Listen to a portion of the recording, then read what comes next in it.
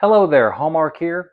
In today's episode, I'm going to show you how to reduce the humidity in your wood shop, hopefully. So this space is an old garden shed. If you've watched the channel for a while, you know I got this for a steal from a old lady who had passed away, and her son offered it to me for 800 bucks. So I couldn't say no. And I've been slowly kind of working on it, working on insulating it, trying to make it the best I can get it. But I know that it does have limitations and it will have issues with holding cold or heat and humidity and things like that. But I'm going to try to do what I can to make the humidity situation better. Because let me show you what I'm working with right now.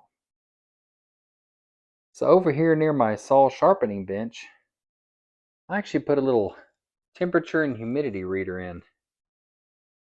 41% humidity, but look at the low and the high. A high of 78% humidity, oh my goodness, and a low of 38.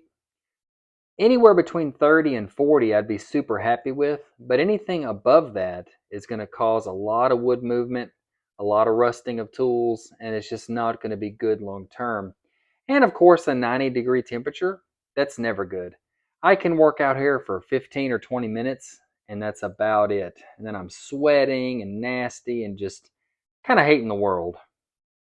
So what can you do if you have high humidity like I do? Well, it would be great if I had vapor barrier on this building, if it was fully insulated already, if I had a dehumidifier or an air conditioner, maybe some fans to have some air movement. There's a lot of things you can do to help, but the one that I've kind of landed on is something that'll help the temperature and the humidity, hopefully, and we'll see. I bought an air conditioner. Now, I don't have about $5 million, so I couldn't get a mini split or anything like that, but I did pick up this small 6,000 BTU air conditioner, and hopefully it can help cool the space, get some air movement going, and hopefully help reduce the humidity. Now, I'm sure you're super excited to watch a video where I unbox an air conditioner and install it and all this, but I'm sorry. I'm going to save you a lot of trouble. I'm going to go ahead and get this thing installed, and then we'll come back and talk about it. Alrighty, I still got to do some adjusting, but I just plugged it in. It just came on for the first time, and it is blowing out air. I have to route my cable a little better. Anyway, at the starting of this, 42% humidity with a high of 78% and 90 degrees. Now, I don't expect for this thing to drop the humidity some crazy amount. I don't expect it to drop the temperature a whole lot. I'm just hoping to kind of reduce the swings between high and low, and I'm hoping to kind of get those closer together perhaps, because I don't want my wood to move and I don't want my tools to rust. So I want to try to help that humidity as best I can for 200 bucks. Now this thing came with a cool remote control, so I'm about to set it and program it, and we'll leave it for maybe an hour. Just let it run out here, and we'll see how big it'll do. And of course, too, most of the air conditioning and humidity control that this thing can do is going to escape through the roof because I do not have an insulated roof, and the walls are not totally insulated. So for the first several weeks until I can really work on the shop and get it better, this thing's going to be kind of a waste of money and a waste of electricity. But at least maybe I can get out here in the hot Alabama summer and actually get some stuff done. It's actually really quiet. You can't even hear it until you get kind of on up to the shed. And it's a little loud right here, of course, but not as loud as I thought it would be.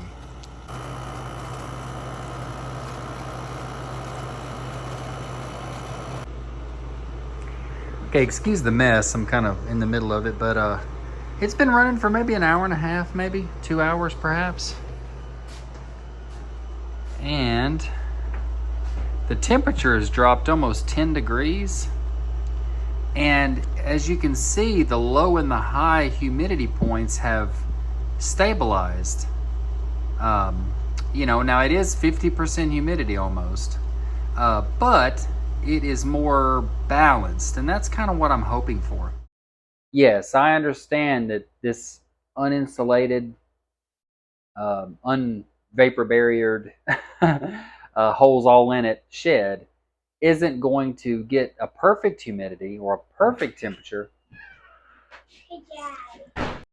Anyway, as I was saying, kids, as I was saying, yeah, I know it's not going to be perfect, but I just wanted to see improvements, and I wanted to see more of a consistent, steady humidity so that there wasn't these humongous up and down swings that would cause boards just to warp like crazy.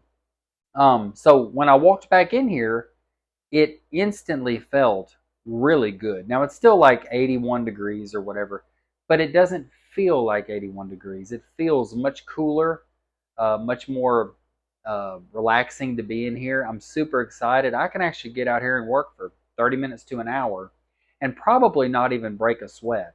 This is really a big improvement.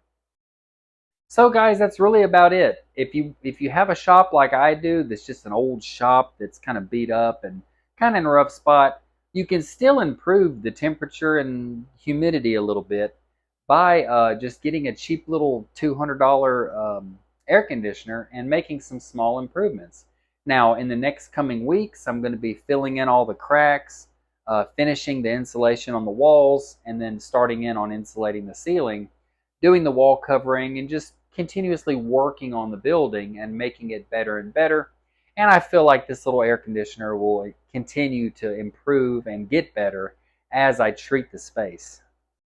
Well, if this video was at all helpful at giving you an idea of what a small air conditioner can do to a shop and how to level out that humidity point, leave a like, leave a comment down below and tell me what you've done in your shop, what worked for you, and kind of how you dealt with humidity. And make sure you hit subscribe too. That way you can see all my future videos and see me as I grow this shop into a cool little hobby space.